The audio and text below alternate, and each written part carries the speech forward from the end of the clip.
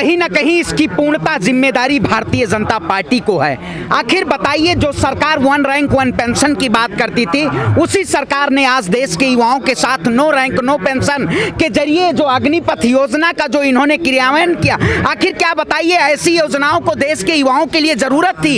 ये सरकार कहीं ना कहीं उन कॉरपोरेट तंत्र के सरकार उसमें करना चाहती है, कॉरपोरेट के जरिए इस देश में सबका बाजारीकरण करना चाहती है। आप बताइए, वतन के लिए जो लोग नौजवान लड़के थे, जो इतनी मेहनत और तैयारियां करते थे, 4 साल 5 साल से ज्यादा करोड़ों युवा इस देश में तैयारी कर रहे थे कि देश की सेना में हम जाएंगे, लेकिन कहीं ना कहीं इस सरकार ने इस देश के लोकतंत्र का खात्मा करने के लिए तैयार हो गई है। और जो सरकार पोडियम के जरिए देश के युवाओं को 2 करोड़ रोजगार देने की बात करती थी, वो नहीं, कहीं ना कहीं आने वाले 1.5 साल में केवल 10 लाख युवाओं को रोजगार देने की बात किया है। आखिर बताइए, ऐसी योजनाओं की क्या जरूरत थी? देश के प्रधानमंत्री जब कहते हैं कि जब युवाओं को बहुत हुए महंगाई पे अत्याचार, अब की बार मोदी सरकार, बहुत हुआ युवाओं पे अत्याचार, अब की बार मोदी सरकार, आज पूरा देश का युवा खड़ा हुआ है सड़कों पे।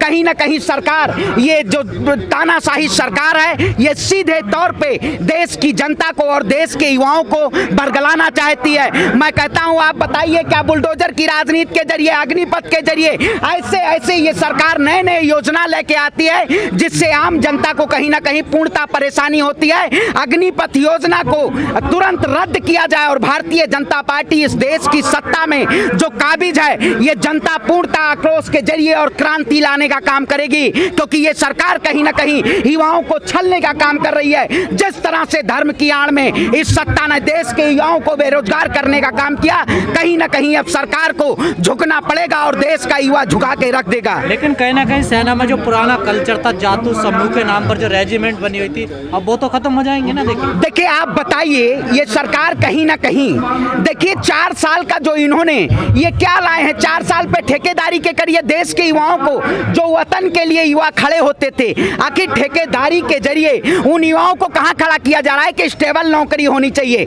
जिस तरह से पूरे देश में बेरोजगारी का आलम था, आप सीएमआई की रिपोर्ट उठा के देख लीजिए, पूरे देश में सबसे ज्यादा बेरोजगारी का आलम था। इस सरकार ने ये योजना को ला के कहीं ना कहीं युवाओं को बरगलाने का काम किया। आखिर आप बताइए, अगर सरकार रोजगार देना चाहती तो युवाओं को स्टेबल रोजगार देती। आज ऑटोमोबाइल सेक्टर में बात करिए, एफएमसीजी सेक्टर में बात करिए, टेलीकॉम सेक्टर में बात करिए, कहीं भी जो प्राइवेटाइजेशन हो रहा है, क्या सरकार उसमें बेहतर रोजगार दे पा रही है युवाओं को? सबसे ज्यादा नौकरियां रेलवे देती थी, सबसे ज्यादा पुलिस के भर्तियों में जाते थे युवा, लेकिन कहीं ना कहीं ये सरकार उसका भी निजीकरण करके और बाजीकरण। देश के जो तमाम ब्राह्मण समाज के लोग जो बड़े बड़े पदों पर बैठे हैं ना, ED, income tax, supreme court, पूरा ब्राह्मण समाज सरकार के साथ है। देखिए, मैं कहता हूं, मैं सरकार के हमेशा खिलाफ, पूरा आप नहीं कह सकते हैं, क्योंकि मैं भी उसी में से आता हूं जो सरकार के खिलाफ मुंहतोड़ जवाब देने का काम करता हूं। कहीं ना कहीं ये सरकार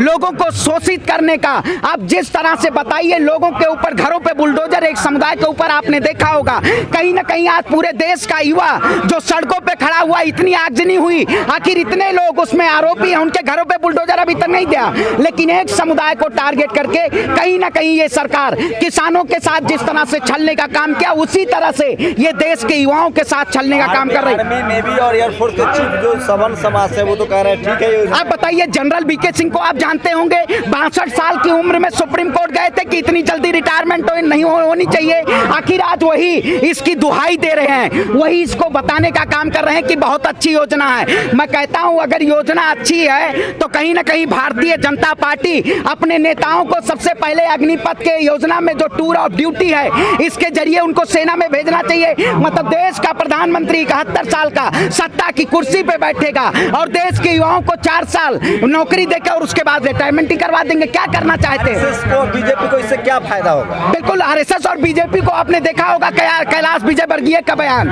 कि जो लोग युवा रिटायरमेंट होके आएंगे उनको हम अपने बीजेपी और आरएसएस के दफ्तर में हम उनको बैठाने का काम करेंगे, हम उनको सिक्योरिटी गार्ड की नौकरी देंगे। आखिर आप देश के जवान के प्रति एक ऐसी अभद्र भाषा का प्रयोग करते हैं, इसके लिए कैलाश विजयवर्गीय को माफी मांगनी चाहिए। आखिर देश का जवान आपकी चौकीदारी करेगा? यही कहते थे। मैं 3 लाख से ज्यादा जवान जो है वो क्षत्रिय है, ठाकुर समाज का इस देश में। क्या ठाकुर समाज चौकीदारी करेगा तो क्या दिक्कत? देखिए, मैं कहता हूँ, अब बीजेपी भारतीय जनता पार्टी क्या आरएसएस की चौकीदारी करवाना चाहती है? मैं भी चौकीदार, तू भी चौकीदार, देश का जवान भी चौकीदार।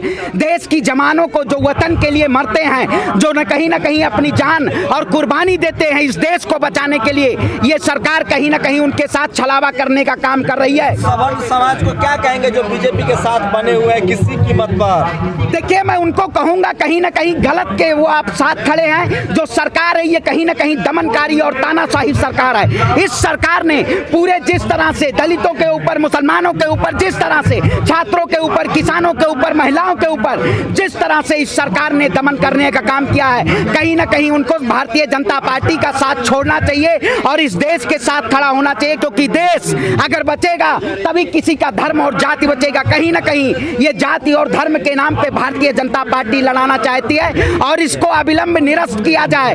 ये जो टूर ऑफ ड्यूटी अग्निपथ के जरिए पूरा देश चल रहा है, मैं देश के युवाओं से कहता हूं कि आप लोग इस सरकार के खिलाफ शांतिपूर्ण तरीके से प्रदर्शन करिए। कहीं ना कहीं सरकार अगर रोजगार नहीं दे पाएगी तो आपको दंगा के जरिए आपके नौकरी को और छीनना चाहेगी। आपने देखा होगा जिस तरह से युवाओं के ऊपर FIR हो रहे हैं। सवर्ण समाज के अधिकारी, कर्मचारी, सारा सवर्ण समाज, ठाकुर, भूमियार, ब्राह्मण, कायस्थ और पिछड़ा समाज क्यों है इस सरकार के साथ? देखिए, मैं सरकार के साथ नहीं खड़ा हूं। सरकार के हमेशा मुखर होकर विरोध करता हूं, क्योंकि ये सरकार कहीं ना कहीं इस देश के लोकतंत्र का खात्मा करना चाहती है। जिस तरह से एक नए कानून के जरिए आपने देखा होगा, हम किसान आंदोलन में खड़े थे, सरकार कहती थी किसानों के बिल बहुत अच्छे हैं। इसी सरकार ने कितने, आप बताइए, मार्केटिंग के जरिए इस देश की जनता को गुमराह करने का काम किया जाता है। मोदी जी का विरोध कर रहे हैं क्योंकि मोदी जी आदिवासी महिला को राष्ट्रपति बना रहे हैं। देखिए, हम मोदी जी का बहुत पहले से विरोध करते आए हैं। जब से मोदी जी सत्ता में आए तब से विरोध करने आए हैं, क्योंकि धर्म के नाम पे जो पार्टियां राजनीति करेंगी हम उनका विरोध करेंगे। कहीं ना कहीं ये सरकार इस देश में धर्म के नाम पे नफरत फैलाने का काम करती है। आप बताइए, यही सबसे नेता और मंत्री जब देश में कृषि बिल आया हुआ था तब यही नेता मंत्री प्रचार करने का काम करते थे। विरोधी हैं। देखिए, मैं कहता हूँ सत्ता विरोधी। जो सत्ता कहीं ना कहीं, हिंदू कौन सा, सनातन धर्म को हम मानते हैं। सनातन धर्म जिस तरह से कहता है सर्वे भवन्तु सुखमा की बात करता है, सभी सनातन, सभी को सम्मान की बात करता है। ये कहीं ना कहीं देश के प्रधानमंत्री एक समुदाय को टारगेट करके अपनी सत्ता की कुर्सी बचा रहे हैं। अगर ऐसे लोग सत्ता में, मोदी जी हिंदू हृदय सम्राट है, देश हिंदू धर्म से चलेगा। अरे मोदी जी हिंदू हृदय सम्राट हैं। सबसे ज्यादा हिंदुओं को गाजर मूली की तरह कटवाने का काम किया। उत्तर प्रदेश में आपने देखा होगा कमलेश तिवारी को, जिस तरह से इन्होंने CBI जांच नहीं हुई, आखिर किसके शासनकाल में हुआ? योगी आदित्यनाथ जी के शासनकाल में। आप बताइए कितने लोगों को जेल की सलाखों के पीछे डाला गया है।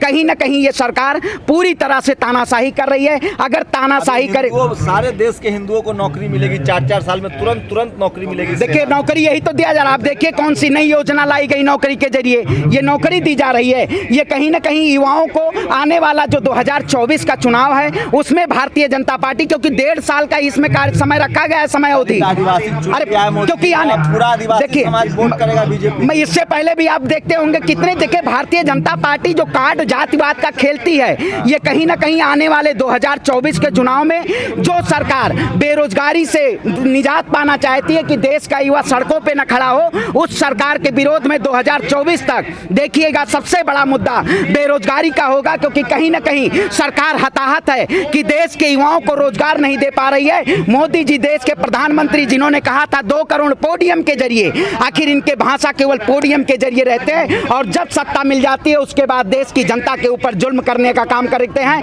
ऐसी जुल्मी और तानाशाही सरकार के खिलाफ हमारी आवाज हमेशा बुलंद रहेगी और जो लोग भारतीय जनता पार्टी के खिलाफ साथ हैं वो कहीं ना कहीं इस देश के साथ छलावा कर रहे हैं, क्योंकि भारतीय जनता पार्टी नफरत की राजनीति कर रही है।